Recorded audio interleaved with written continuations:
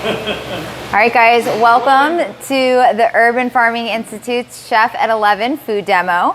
My name is Cassie. I am a nutrition student at Nova Southeastern University, and today we are going to be talking about some great ways to use some of the produce grown here at the Urban Farming Institute, which is in Oakland Park, Florida, and just different ways that you can incorporate vegetables into your diet.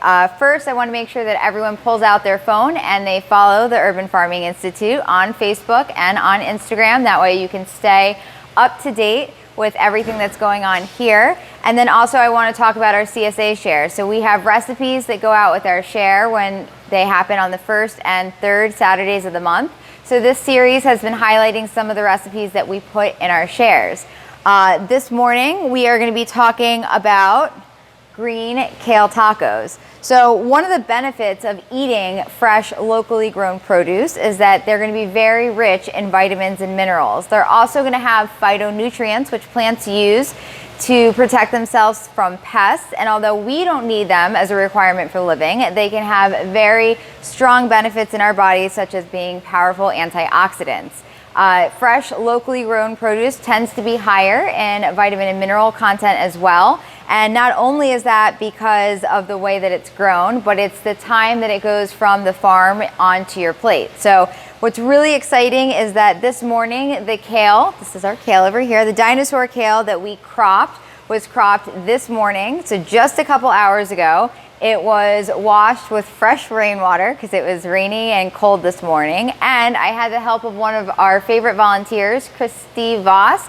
She's a master gardener, and so she took some time with me this morning to talk to me about cropping, the best time to pick your plants, and the benefits of growing here at UFI, where we don't use any herbicides, fungicides, or pesticides. And then we also make sure our plants have a lot of love. So I don't have my normal partner in crime, who's another great volunteer, that's Howie. So some of the food we have prepared ahead of time, and I'm just gonna walk you through some of the demo part. So as I mentioned today, we're gonna be using kale as well as sweet potato. This is the recipe that you can find in our CSA share.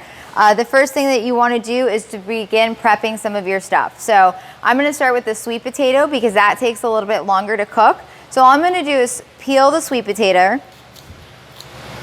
And sweet potatoes, as you know, have that bright orange color. So this means that they're really rich in beta carotene, which is great for our body. Our bodies actually convert the beta carotene into vitamin A, and vitamin A can be used for healthy skin as well as healthy cell function. Sweet potatoes also have a lot of fiber in it, which we know fiber is a very important part of our diet. The next thing I'm gonna do is I'm gonna shred my sweet potato. So I just have a cheese grater, and then I'm gonna grate like this. And so I'll just do a little bit so it comes out nice and thin like this. After that, we have some kale leaves. So the first thing that you wanna do is take the vein or the stem part out of the kale leaves. This tends to be a little bit tough. And so you just slice like this, and then you can cut your kale leaves, or I choose to rip them up in little pieces like this. So one of the great things about kale is they're a very nutrient dense plant. They're really high in vitamin C, E, K, and B. So as we know, vitamin C is great for immune function, K is great for blood clotting. So different plants have different levels of vitamins, which is why it's really important to eat a well-rounded variety of vegetables that are not just green. We want a variety of colors, and same with your fruits and vegetables. So what you would do, now since I don't have my sous chef here, so I'll just walk you through the steps, is that you'll add your sweet potato with a little bit of garlic and olive oil to the pan and let that cook. Now, you can just season with salt and pepper if you want, but we decided to add a little Southwest flavor. So we did a sprinkle of the cumin as well as paprika, chili powder, and then a little bit of red chili or red pepper so it has a little bit of a kick. So you're gonna saute that in the pan. I recommend starting on a relatively low to medium heat. That way everything doesn't stick to the pan. The sweet potato should cook in about 10 minutes, and then after that you add your kale and cook until it's wilted. Don't be afraid to add lots of kale. The kale will shrink down really quickly. So once you get it all cooked, it's gonna look like this, be nice and warm. And then the next thing you want to do is grab your tortilla.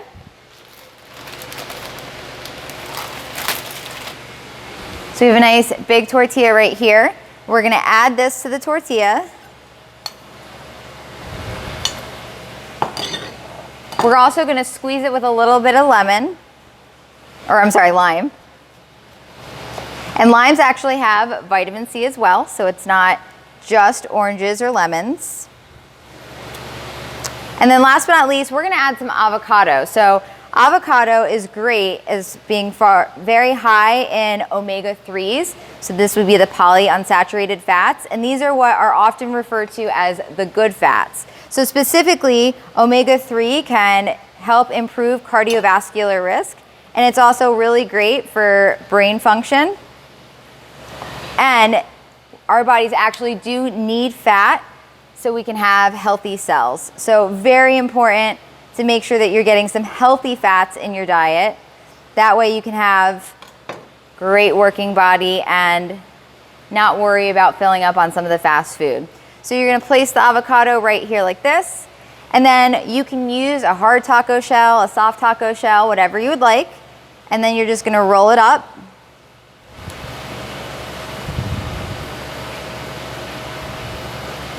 And I like to use a serrated knife to cut my taco in half.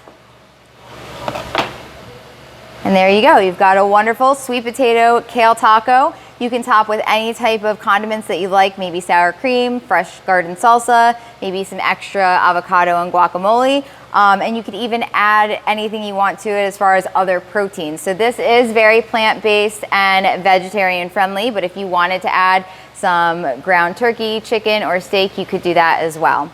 So don't forget to follow us at the Urban Farming Institute so you can check out all the fun, exciting things that we're doing, and tune in for more Chef at 11 to find fun ways of incorporating fruits and vegetables into your diet that don't include a salad.